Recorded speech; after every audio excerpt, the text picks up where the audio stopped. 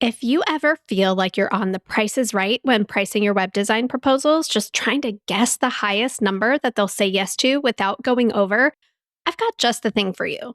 Go to webdesigneracademy.com/proposal to get a free training where I break down the 5 subtle proposal mistakes even experienced web designers make that have them leaving literally thousands of dollars on the table, and find out what to do differently so that you can charge 2 to 3 times more for work you're already doing. To get your hands on that free training, just go to webdesigneracademy.com/proposal, enter your name and email address, and I'll send you all the details. That's webdesigneracademy.com/proposal. Welcome to the Profitable Web Designer Podcast, the place where women web designers come to raise their prices, book higher paying projects, and run their web design businesses without overwhelm and burnout. I'm your host, Shannon Mattern, pricing strategist and founder of the Web Designer Academy, where you're just one proposal away from the money you truly deserve to be making. And I'm here to help you build a web design business that feels as good on the inside as it looks on the outside. So let's go ahead and dive into this week's episode. Well, hello, everyone. Welcome to our live Q&A for Thursday, June 11th. Look at everybody coming into the room, and then we will dive in and get started. So if you're here with me live, say hi in the chat. Let me know where you're watching from. And if you're listening on the replay, awesome. We are all about asynchronous participation here. So hello, if you're also listening on the replay. So the way that this call works is that I host one of these every single month, and I have a list of pre-submitted questions from our audience, and I answer those, and I answer as many questions as I can during our time together. And if you're just here to listen in, that is totally cool. But just like inside of our programs, your questions are a gift. There are no stupid questions. And I highly encourage you to take this time to get your questions answered. And amazing, getting everybody in the room. So this is your opportunity to ask me anything about your web design business and just get some questions answered. Get a perspective from someone who has worked with thousands of web designers like you. So, hey, Mark, so good to see you. Glad you're here. So I see that Sonya's here, Raquel, amazing. Good to see you all. So like I said, the way that this call works is we have you pre-submit questions. I'm going to answer all of those questions. And then if you didn't submit a question ahead of time and you have one, you are more than welcome to pop that question into the chat and ask, but I'm going to answer the pre-submitted questions first. So let's go ahead and dive in. I'm really curious about who's here today. So put a 1 in the chat if you are brand new and you've never worked with a client before. All right, put a 2 in the chat if you've been in business more than a year and you've worked with clients. All right, we've got a few 2s coming in. Alyssa said 2, but not in web design. Oh, in what capacity, Alyssa? Super curious. Hello, web design. Put a 3 in the chat if you are not brand new, but you're making the amount of money that you want to be making and you're working how much you want to be working. So 3 in the chat, you're not brand new. Things are going exactly how you want. You're making the amount of money you want to be making and you're working how much you want to be working.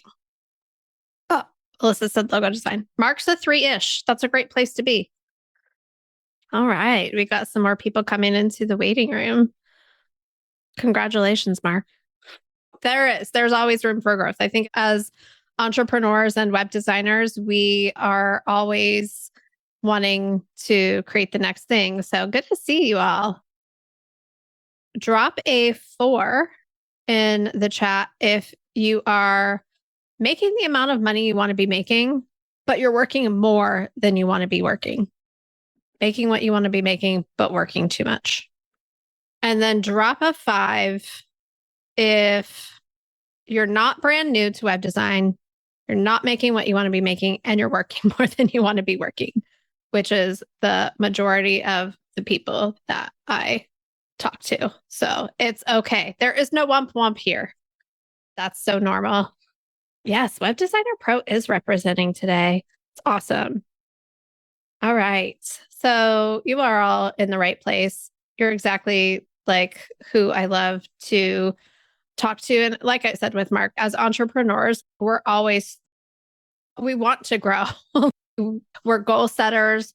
We want to get to the next level. So that's really what we do here at the Web Designer Academy. And I work with women web designers in 3 different ways. And Mark and I have talked about this, but I am stay tuned on my email list because in the next few weeks, I'm going to be announcing something brand new for all kinds of web designers, freelancers.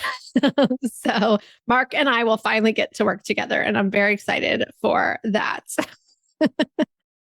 But I work with women web designers in 3 different ways. And the first way is the Web Designer Academy. And it is perfect for people who have been in business for at least a year. Typically, it's more than that. They've worked with clients and you're not making as much money as you want to be making, and you are working more than you want to be working. And so we really help you put systems, processes, and strategies in place to increase your prices for the work that you're already doing and put boundaries in place on the work that you're doing so that you can stop providing first-class levels of service for bargain basement prices, which is causing a lot of the burnout. And so we get kind of underneath to sometimes it's strategy, sometimes it's systems, sometimes it's mindset. There's a little bit of all of that, but we are not a one-size-fits-all course. We're like a group coaching program. So we kind of really get to the heart of what's going on there and help you solve that for your specific business. So that's the Web Designer Academy. Then we have our next level mastermind. And that is for someone who's at a more advanced stage of business.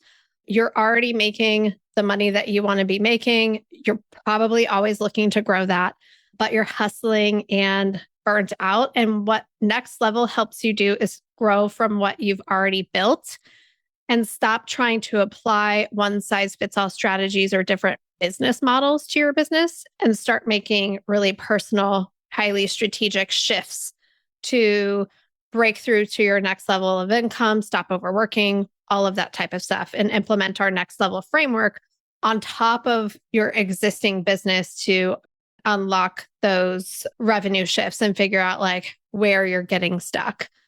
So those are like the 2 main ways that I work with web designers. And typically what happens is people come in through the Web Designer Academy door. They implement our package matrix strategy, our paid discovery strategy, our processes and systems for setting and holding boundaries with clients, cleaning up old legacy, difficult client situations, raising prices with current clients, and kind of getting the messy stuff cleaned up. And then they come into the next level mastermind after they've gotten all of that and they're ready to grow to the next level. Or sometimes people come straight into the next level mastermind door.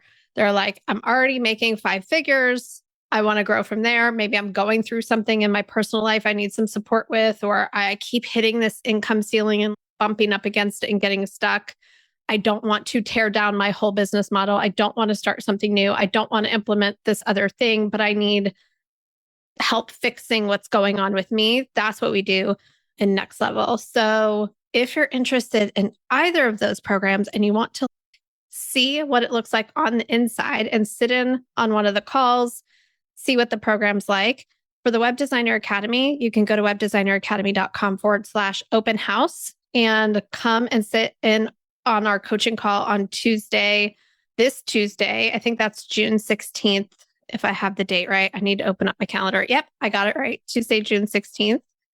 And sit in on a real call and see what that's like. And if you are more aligned with the Next Level Mastermind, you can go to webdesigneracademy.com/next, learn more about that, and come to our next call for that, which is Wednesday, June 24th at 2 p.m. Eastern. We won't be having a call for that next week because we're having a mini in-person retreat here in Columbus where a handful of us are getting together and doing some business planning and coaching for a couple of days. So Floyd just joined us, and my husband's name is Floyd. So I've never met another Floyd. Hi, Floyd. I mean, I have, but not in any of the things that I've ever done in my business. So good to see you here, Floyd.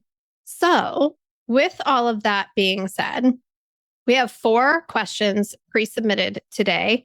If you have a question that you want to make sure that I answer, you can go ahead and drop it in the chat. Also, I'm going to put a link to the page where you can submit a question, and I'll make sure to get your question answered. Mark only took 5 years. Yeah, I know. So let's go ahead and dive in. So the first question that we had pre-submitted for today is from Sonya. And Sonya said, I've been intentionally increasing visibility for my web design business through LinkedIn, and I'm launching a lead magnet soon to create more consistent lead flow. I mainly serve service-based businesses like coaches, educators, speakers, and therapists. I'm getting conversations and discovery calls. Awesome. But I'm noticing momentum slows after proposals are sent. I'm evaluating whether I should shift more decision-making and next steps into the discovery call itself instead of relying on proposal follow-up. How would you approach improving conversion while also increasing lead volume and attracting more aligned premium clients? This is such a good question. Sonya, I see that you are here. Is there anything else you would like to share as we dive into that question? We can talk through it. Yes. Hello, first of all. Hi. My first time here. So great to meet you. Yeah, it's great to meet you as well. So just a little context. I've been doing website design for a couple of years, last year. And before that was kind of like contract side work because I had a full-time job at the time. Yep. And so around July or August of last year, I was laid off. So left my engineering job and decided to go all in with my business. So Congratulations. thank you. It's been challenging because this is my first full year of just getting everything official, like the LLC and all of that. Yep. And I've had at least maybe 9 to 10 clients in the last couple of years. However, this year, things have been very slow. I have the conversations, I'll have discovery calls, and then things just kind of stall out when I send the proposal. So I don't know if my process needs to change because I'm noticing that pattern. Some of them have expressed interest, like they want to work with me, but they're trying to figure things out with their budget. So I have at least a solid yes from one person. Another person is just really busy. And then there's someone else that I had a great call with, but I just haven't heard anything. I've followed up with them a couple of times and it's just been crickets. So I think that's pretty much all the other background information that I thought might be helpful. That is very helpful. And I love that you have data. You're like, this person is budget, this person is timing, and this person is ghosting me. So that's a question for you. Does your proposal have an expiration date on it? Yes. I think right now I've been playing with the time frame. I put initially 5 days and then I shortened it to 3 business days, but that doesn't seem to impact whether or not a person just moves forward and make the deposit. I have gotten some feedback from other people saying that maybe closing things on the discovery call would kind of help move things forward, like getting the deposit on the call and then sending official contracts like right after, but I haven't done that yet. So I'm not sure what the best way is to How move do forward. you feel about closing on the call? To be honest, I have recently increased my prices. So the first time that I said it out loud, it felt a little weird and I was like kind of over explaining. So I just noticed that. And the next time I just said the price, let there be pauses or questions. So I'm getting better with that at each call. So I think I would try it out to see how it would go. But honestly, I am a little nervous about doing that. And I want to make sure I do it in the right way so it doesn't come off as salesy. Yeah, I think the way that we teach it in the Web Designer Academy, so there's weird things that can happen when people feel like they're under pressure, right? And so, or like they feel like they've been given an ultimatum or whatever. And so closing on the call, I think, is a skill that I think can be learned. And I'm not saying that it never works or whatever, but for me, it's never felt aligned. Anytime I've ever gotten that advice, like you got to get the credit card on the call, like that just doesn't feel aligned at all with how I run my business or how I want to interact with my clients. So I've never done it and we've never taught it that way inside of our programs. But what we do recommend is incentivizing the decision. And I do this all the time with how I make offers. And that could be like, I am going to put a deadline on your decision. And the reason being is that I'm not going to hold this space for you in my brain or on my development calendar. And I'm also going to build a follow-up process around that deadline for you to make a decision. Whether it's 3 days, 5 days, 10 days, you can experiment with different things. But I make it typically like a week to 10 days. And I know that probably goes against so many sales experts in terms of if they're not an immediate yes and like the whatever, then they're a no. And I'm like, well, at certain price points, that's not necessarily true. And so my take on it is I'm going to put a deadline on the decision and I'm going to follow up and I'm going to incentivize a decision as well. So, for example, for the Web Designer Academy and for our Next Level Mastermind program and my private coaching, I incentivize if you make a single payment. You could incentivize like a discount on the deposit if they make the deposit in a certain amount. Like if they decide to move forward and they pay that deposit, maybe they get something extra if you don't want to do a financial discount. But I'm going to have a reason to talk to you about the deadline multiple times. Then I'm also going to follow up and be like, hey, this proposal expires tomorrow. Are you planning to move forward? Like I'm going to explicitly ask you. It's not going to be like, hey, just following up to see what you think. Hey, like it's going to be a very explicit, like, are we working together? Yes or no kind of question. Like, would you like to move forward? So being direct in your follow-up, having a reason to follow up, having a non-punitive deadline, incentivizing the decision are all ways that you can compel people to make a decision. Because if they don't have a reason to make a decision, their decision is going to be no decision. And that's what you're experiencing with, or it's going to be like, well, I can just put this off because now's not the right time. It's not going to be like, so with the person that is just like ghosting you, then there's also like the reality of like lives. But if you let them know, hey, I'm going to follow up with you on this date, you're going to increase your chances of them moving forward. And then you can also, like, if someone wants to work with you but budget, like, I'm not mad at payment plans. Like, I'm always fine to offer that if it's financially sustainable for me to do that. How does all of that feel to you? It feels good. And I'm glad you mentioned that, like doing what feels aligned for your business. Cause my whole thing with my business is creating like the calm environment. And I want to take away the overwhelm. So that is one of the reasons why I just don't feel right, like trying to close it out on the call. Like, hey, let's get your information. It doesn't feel good to me. So when I've gotten that feedback, I do feel a little hesitancy with that. And I like what you said about incentivizing things. That's something that I didn't consider.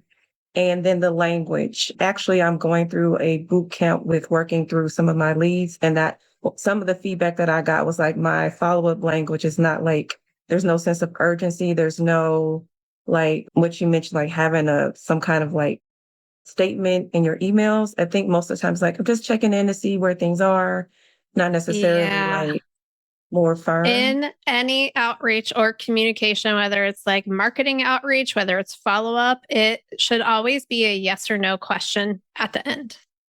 Always. Never if you're interested in moving forward, let me know. Let me know if there's a period at the end of that sentence, then you know you need to revise that sentence. My favorite is like, would you like to move forward? Are you planning on moving forward? I'm just asking you yes or no. Like an email that ends in a period is not one that anyone ever thinks they need to respond to. An email that ends in a question is like, oh, I need to respond to this. They may still choose to ignore you, but you're way more likely to get a response if you end that in a more direct question. And sometimes that feels like, oh, I'm being pushy, I'm being whatever. But my whole thing is like, we had a discovery call conversation. I probably asked you like when you want to launch this project. You probably gave me a timeline. If that timeline is actually true, to reverse engineer when we need to start by this date. And I need to know by this date in order to even pencil you in. So it's not just this nebulous open-ended thing that I'm going to always be available whenever you say you're ready. And I think that that's what we think when we're not booked out, that we will do that. And we act like we'll do that. And we're like, well, I need money. So yeah, I will. I will wait and I will do it whenever you say yes. But that's not how that works. Like we have to act as if there is a timeline and a timeline for a decision in a container. And even if the client doesn't say that they're really particularly urgent to get started, you are, because you got another client coming. So you have to act as if like this is not just open-ended. Whenever you want to do it, we can do it. Yeah, that is a great point. Yeah, thank you. I was going to ask about like the one particularly that hasn't responded at all. And I re-engaged with them last week after about a month of nothing after my first follow-up sequence. So if you don't hear back from a certain lead, do you just kind of let that go? Or I would say I'm following up one last time before I close your proposal. Are you planning on moving forward with this ? And you can soften that. Like, I don't say it like so like, I might say, hey, just checking in since I haven't heard back from you. Following up one last time before I close out your proposal and archive our conversation. Are you planning on moving forward with this? And it's like, oh, she's not sitting here waiting for me to call her and ask her out or whatever. Like, she's moved on. So if I want to move forward, I better say something. Okay. Thank you so much. That's very helpful. Thank you. Great questions. Thank you for asking those. I always say your questions are a gift. Drop your favorite emoji in the chat if that question helped you with your business. And thank you for giving the room the gift of that question.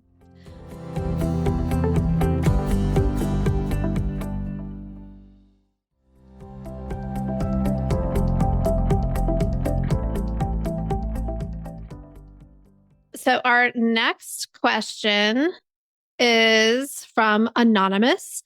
I recently came across your package matrix recorded session in Austin Church's paid community. I was super intrigued, but I'm wondering how that would apply to a website VIP day model. I only offer VIP days, but the scope is not always the same. Sometimes it can be 1 to 2 VIP days, depending on projects. Sometimes it's just 1 day, but with a strategic focus on certain pages. What is the best way to apply a package matrix for VIP days without adjusting the scope of the project or adding more things? This is a great question. Is the question asker in the room today? Because I have some more questions. Jess, awesome. Hey, Jess, is there anything you want to add to that? We can kind of talk through how to package matrix VIP days. Yeah. So recently I actually restructured the offer instead of VIP days to sprints because I didn't want to put an allocated time, like a day, because I work on the project asynchronously. But I was listening to your presentation on like trying to have like these three different categories, which I think is great. I actually have two different options when I send out the proposal, like one with the website, which they usually start with, and then another one with the website and the email. And that one has a discounted rate. And that has actually worked pretty well for me on like upselling to a bigger package. But I was having a hard time, like, how do I package Matrix a sprint where the starting price is 4,000, right? But the price will always depend on the scope. So if depending on how many pages or how many products need to be added, et cetera, et cetera. How do I differentiate these different packages without adding more deliverables and having like a middle package where people naturally gravitate towards? So I was just having a hard time, like, okay, how do I differentiate like these different packages if it's just a sprint and it's not a set of deliverables? Yeah. This is such a good question. And shameless plug for the new package matrix method course that is going to be coming out in just a couple weeks. I'm going to be opening up 25 beta spots to teach the full end-to-end package matrix method, plus 4 monthly live office hours with me, plus package matrix review sessions and all of that beta testing, like lifting that out of the Web Designer Academy and making it like just open for anyone to just get their hands on package matrix. I'm so excited about that. That's what I was referring to when I told Mark, like, hey, we can finally work together, because he's been asking me to, he's like, can I just work with you in this way? So I just wanted to shout that out. And if you're on my email list, you'll get information about that course. There's going to be 25 beta spots, and when they're gone, they're gone. So that's the kind of stuff that we'll be kind of getting into there. What are some of the challenges that you experience in these sprints that you do? I know you changed from VIP day to sprint, but what are some of the challenges that you've experienced, things that like maybe don't go as well as they should on paper? I think one of the things would be, there's two things that I can tell you like straight off the bat. One is because it's a sprint, obviously it's not something that goes on forever and ever. I only put a cap to the revisions for up to 1 hour. So when I present the website, they have a couple of hours to review it. Then they have a Google Doc where they drop all of their revisions, right? But they only have me for up to 1 hour for me to run through all of these revisions. Sometimes it's not enough. And what I tell them, like, okay, if you want more time, then you need to buy an extra power hour so we can continue on with these revisions. Because sometimes it's too many. And now that AI is into the mix, now they're like throwing everything in AI. So their list is like never ending, right? So it's like, it's been coming a little problematic lately. So revisions is one thing. People want more revision time. And then the other one is the support period. So once we wrap up the revisions, then they have like a 15-day quality assurance support period. So that doesn't mean that they get extra design edits, any extra revisions. It just means like, hey, if they find something wrong with the website, if they're poking around and learning the platform, which I built specifically on Shopify, you have me for 15-day support period. And sometimes they end their support period and they're like, oh, they have a lot more questions because of course they wait till the very end to submit all their questions. So I've had a couple of clients ask me like, oh, can you extend it for another week? And I'm like really strict with my boundaries. And I'm like, no, but like, if you want an extension, then here's the price for that extension. Yeah. And then the third thing would be like probably scope creep would probably be like the third one where they're asking for more bells and whistles, like an extra page here, which should be simple enough for you to do, right? But it's never simple. Or just a small change, right? Yeah, exactly. Just a quick thing. Or I don't know, maybe sometimes I see opportunities for upsells, like little service upsells, like instead of having their link in bio, I do like a landing page where all their links where it lives on their Shopify store, or maybe like a simple product quiz, like little things that I know will help them with either their user experience or with ROI or everything. But they might be like, oh, but you have some extra time. Like you can just add it in there. I'm like, no. I'm like, it's like hard with boundaries, but So yeah. they think they bought your time and that they get to fill your time with Yes. whatever. And you also are like, they're missing this thing. It could really help them. So you have a little bit of your own like over delivering going on. Yeah. I've been trying to put a stop to that because what I'm doing in those situations is that I just have a running wish list where I'm like, okay, this is how we can potentially work together on like future projects. And these are my ideas as I'm building out. And then I present it to them of like, hey, we didn't get to this, but these are like some other areas of opportunity that we can possibly work on through another sprint. But yeah, I mean, I transitioned from VIP days for an 8-hour period to like a 20-hour period because of the perfectionist in me. But I feel good about that change because I feel like I'm making more of a transformative result. But I was, like I mentioned, really intrigued with your packaging matrix. But I'm like, oh, how do I do this for VIP days? Because it's not like other web designers that they're like, you get this page and then you get this and you get this and you get this. And it really depends on the scope of the project. Yeah. And I mean, we don't necessarily like package matrix on the scope of the project per se. It's really about the things that you described. Package matrix is designed to preset the boundaries of working with you very explicitly. So there is like a whole pricing strategy around it and like anchoring high, and package matrix works on like the sales side, but also on the delivery side.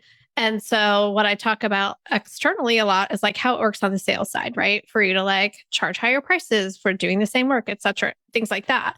But on the delivery side, its magic is when you explicitly saw all the things you could have and then you didn't choose them, then it makes holding those boundaries so much easier. Or it also like shows the value of those higher things. So let me ask you this. Do you want to include an option for people to purchase more revisions right off the bat? Probably not, to be honest.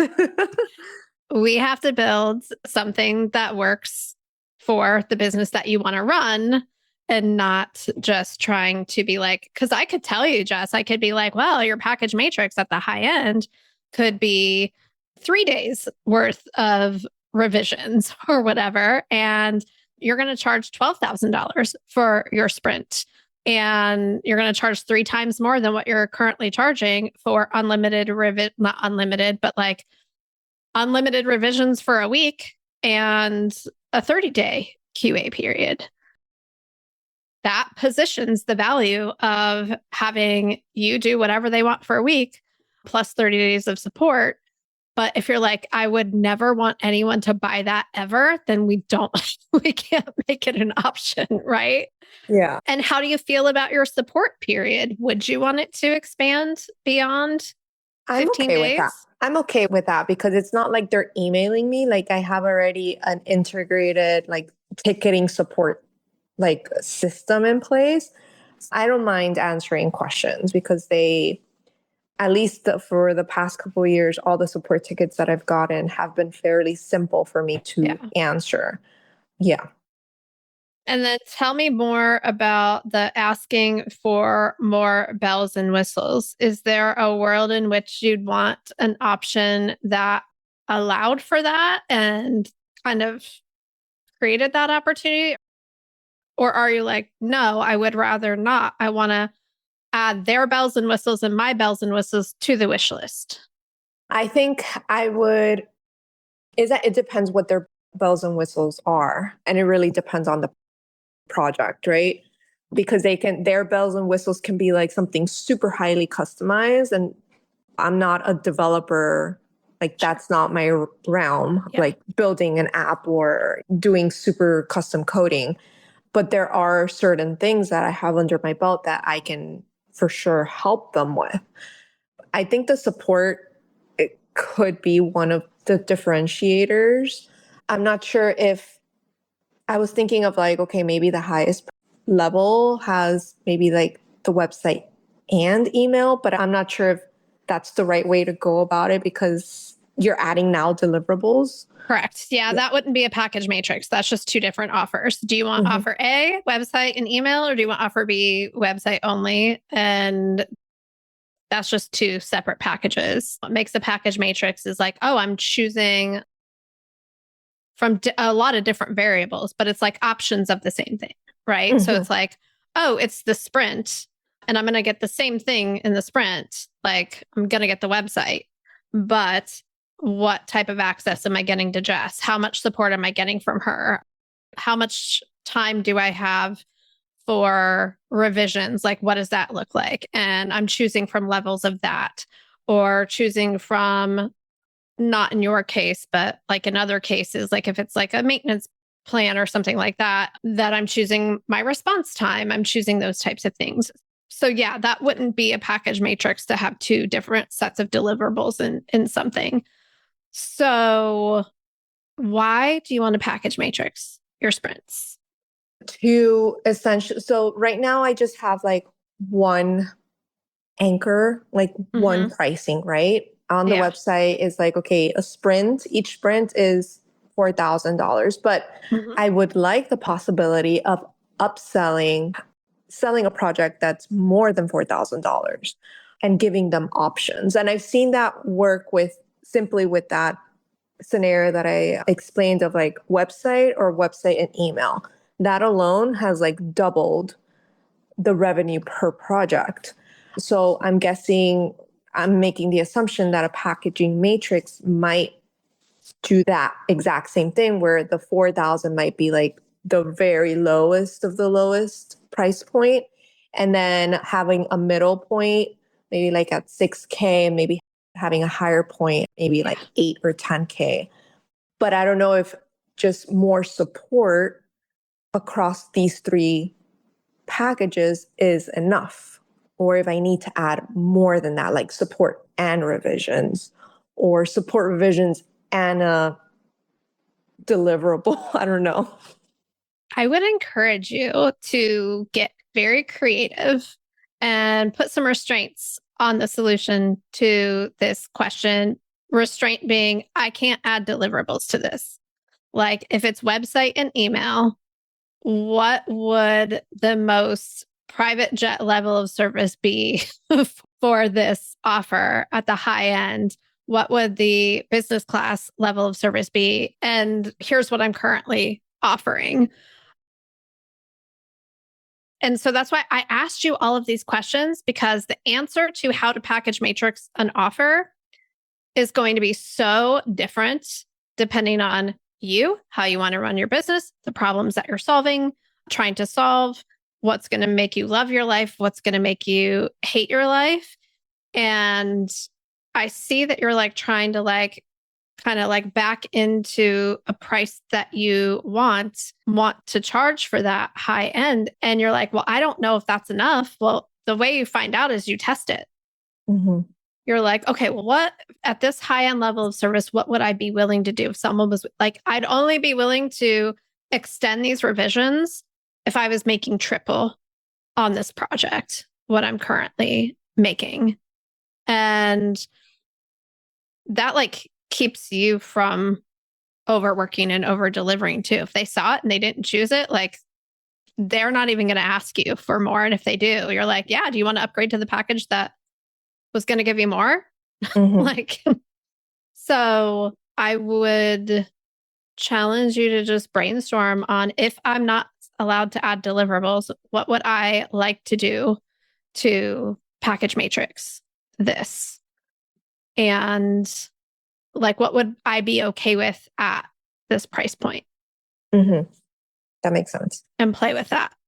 And then, yeah, keep your eyes on your inbox for the training that I'm going to be doing to kick off the beta, because there's just so much more to the strategy that can maybe unlock some other ideas than what I've like talked about here or in other trainings. So that might be something that could really help. Perfect. Thank you, Shannon. Amazing. Great questions. Thank you for that. Austin is incredible. And I got to speak at his Advanced Freelancer Summit about Package Matrix as well. It was really, really fun. So next question is from Alyssa. How do you outline the scope of work and convince a client that you want to delegate something to another designer, such as SEO copywriting? Alyssa, I think you are here. Anything you want to add to that? Yeah, I was thinking in the terms of, well, this is kind of going to really benefit them. And I really need a set of hands because the scope of work within the timeline proposed is, it's better if I get someone else to offload this kind of work. How do you go about that? You just do it because it's your business and you're allowed to. Yeah, you're allowed to outsource whatever you need to outsource as long as you're in control. Like you're the one doing quality control and making sure that whatever your contractor delivers is to your standard for the project. I don't think you have to convince your client of that. It's just what you're doing, like the sky is blue. How does that response feel to you? Is it scary? Not necessarily. I'm just thinking about it in terms of how a seasoned business owner who's been in the game for a long time would respond to that. Yeah. You mean your client? How your client would respond to that? Yeah. Respond to saying like, yep, I'm working with an SEO copywriter on this and I'm going to make sure that everything that they do is in alignment with our project and our goals. And you'll get to review it just like you would if I were doing it. Are you concerned that they would be like, no, I'm paying you. You need to be the one to do it? Yeah. That's kind of one I just can't imagine that. I mean, I know you're not in the Web Designer Academy. So this advice might be like, oh, easy for you to say. This is one of those cases where I would counsel our students to be like, let the problem come to you.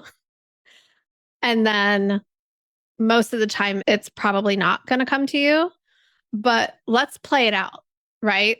Let's play it out right here. So imagine you tell me that you're going to do this. And I'm like, I don't know, Alyssa, I hired you to do this. I thought you were going to be the one to do it.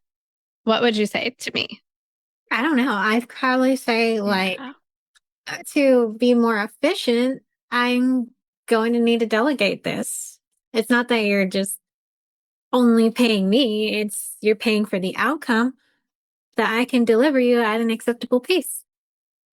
Yeah. I mean, I think that's absolutely reasonable for you to say. Like I'm trying to think of a time if that ever happened to me, because I always just said, like, this is what's happening. Like the sky is blue. Like, so here's the next step. I'm going to get all of this over to my SEO copywriter. They're going to work on it and I'm going to get it back to you. And then we'll finalize everything. If someone said, oh, Shannon, I thought you were doing it, here's exactly what I would say. I'd just be like, yeah, I totally understand that.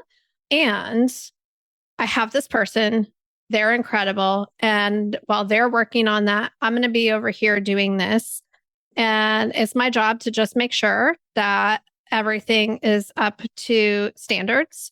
And are there any other questions and concerns I can answer for you about this? I don't think, Alyssa, that you have to justify or defend working with other experts. And I think if you just state it with confidence, I would imagine you're not even going to get questions about it.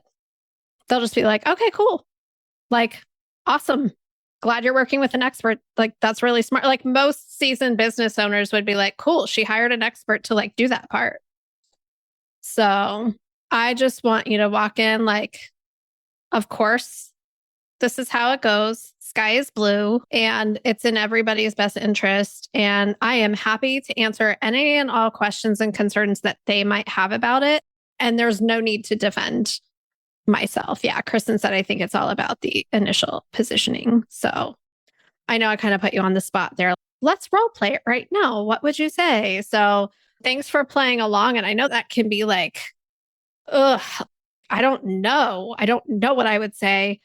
I always start off with empathy in a conversation where I'm like, where someone's like, empathy and questions, right? So if someone was like, I thought you were going to do it, I'd be like, oh yeah, I can see why you would think that. That would be an empathetic statement where I'm like, I can see why you would think that. Here's what's happening. Help me understand your concerns about this. Curiosity and empathy. If it comes back the way that they're not okay with it, curiosity and empathy, and then typically that'll clear up any misunderstandings. And then if they're like, no, I really want you to do it, then you're like, okay, well, here are our options. Then in order to meet the time, like we're going to need to adjust the timeline. So would you prefer me to outsource this, or would you prefer to adjust the timeline for delivery? Your choice. And so that's kind of how you can handle some of those things as well. But if it got all the way to the end, which I doubt it will. But like I said, like in the Web Designer Academy, I'd encourage you to just try it, let the problem come to you. And then if it went the way that you didn't want it to go, you'd pop into our community and be like, okay, help. This is what they said. I need the next step. And we would help you with that next step. So great question. And then finally, say that again. I love the empathy thing. Yes. Awesome. I'm glad that helped.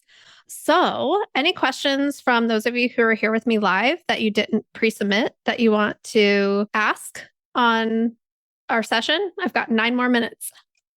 I had a form that I just submitted. I don't know if okay. Let me refresh.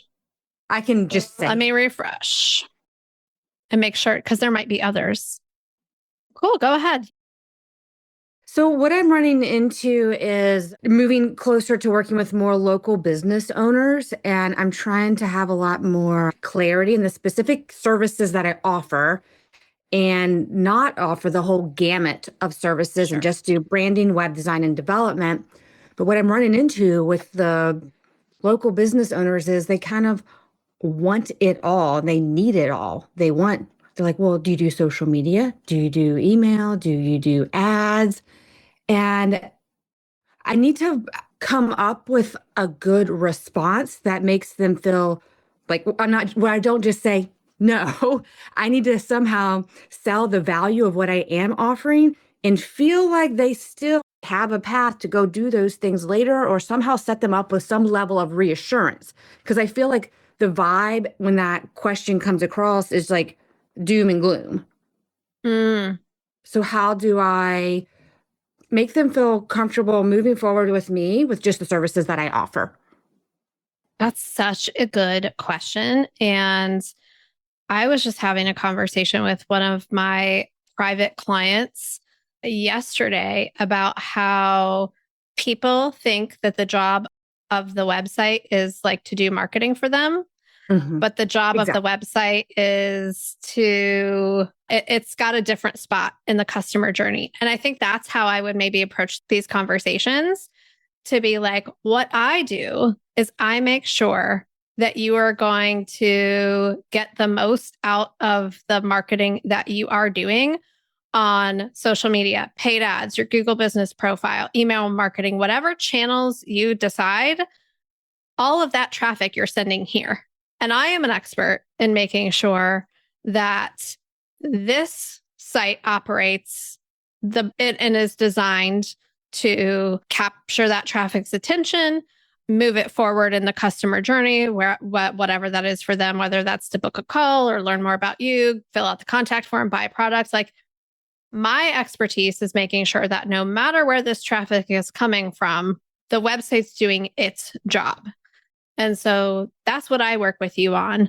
And then depending on what other experts, whatever marketing channels you're going to use, I recommend that you work with an expert on the couple of things that you choose, so that you're confident that they know how to, like, that they're leveraging that platform correctly. But you can be confident working with me that when they get here, it's going to be best practices. It's designed to capture whatever it is that you do. So I would just stand firm in, I do this. I'm an expert in this. And when this is done, you can go work with other experts to drive traffic here, like knowing with full confidence that this is going to be working properly and you're not going to be wasting time and money on marketing strategies that aren't going to work.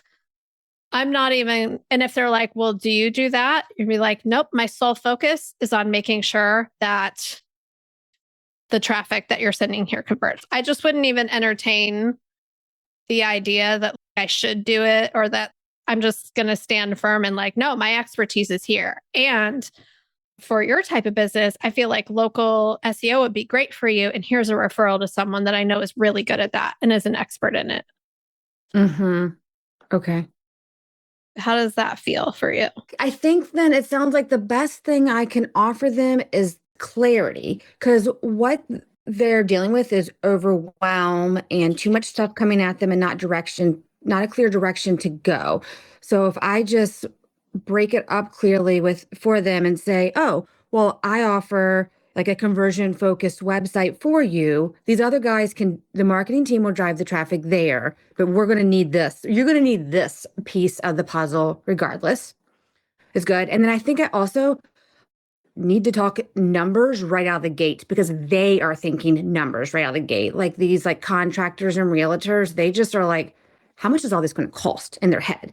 So I feel like I need to be prepared for that conversation and say, if you have X dollars a year that you're willing to dedicate to your own marketing, because I'll put it in a marketing like envelope, like design and actual marketing. I think I need to be able to say like, okay, so an investment of $10,000 makes sense for a strong website. And then if you're going to budget like $1,000 a month for marketing, you're pushing them to a place that's a one-time investment, where marketing is more like, it's not an investment as much as it's throwing money at something. So I think having that breakdown of where their dollars are going is what they need to hear. But I don't know that I've nailed the numbers. We teach that a little bit differently, because that's like having them make a cost-based decision, right? Like, and so I'm like, what is this going to cost me? I'm looking at cost, not value, not what is leaving my bank account versus what's going to come back in. Okay. And so, yes, talking numbers is important, but you taking the lead at the jump and learning more about like, what's one new client worth to you? What is your average monthly revenue right now? What are you looking to grow it to? Like, those are the numbers you want them to be thinking about, because then when you're like, okay, the analogy just came to me. I'm sure it's not new to this conversation and I'm probably heard it somewhere, but it's like, okay, well, imagine putting a bunch of water in a leaky bucket and you're just going to have to keep pouring water in and the bucket's never going to fill up. That's what's happening if you are spending a bunch of money on marketing to a website that isn't properly built and designed to capture the traffic. So what I do is make sure that you're going to keep more of the traffic that's coming here and turn more of that into clients. And if you were to get one new X client a week, what would that do for you? And just painting that picture for them. That's a different picture that you're painting than like... Okay. Yeah. It's just talking about the numbers from a completely different perspective, from a value perspective, from a cost. And then they're like, then they're like, oh, how much is this going to cost me? They're already thinking, oh yeah, like how much more am I going to get? My worry is that I'm not prepared for that conversation, and that they're like, oh, okay, so how much value is this going to deliver? And what's the likelihood of me getting conversions and client based off of this investment? And I think what they need to see is the proof and the data and the case studies. And I don't know that I'm prepared to show that. We teach inside the Web Designer Academy paid discovery. So the pre-step to that would be, okay, we'll start off with strategy, where I'm actually going to do some research on you and your business and all of this stuff. And then I'm going to put together a plan for you based on benchmarks and best practices and looking at like, what's your site currently doing now? What do I reasonably think we could improve? And also knowing that there's also going to be like measuring and testing and all of those types of things. So I understand where you're like, no, I have to prove, like I have to convince them and show them and you just have to paint the picture and then let them decide. Okay. And help them do the math in the right direction instead of the like, oh, if I pay her $10,000, I'm going to have $10,000 less versus, oh, if I pay her $10,000, that might solve a lot of the problems that I'm experiencing right now. Yes. Okay. That makes sense. Yeah. But also, I think it's about like your question about, but I don't offer marketing. It's like, okay, well, we're going to make sure that this is working really well so that your marketing dollars that you go invest over here, you're getting more for that than you would if we didn't work together first. Yeah, I think that's a good spin. I've heard a client tell me that.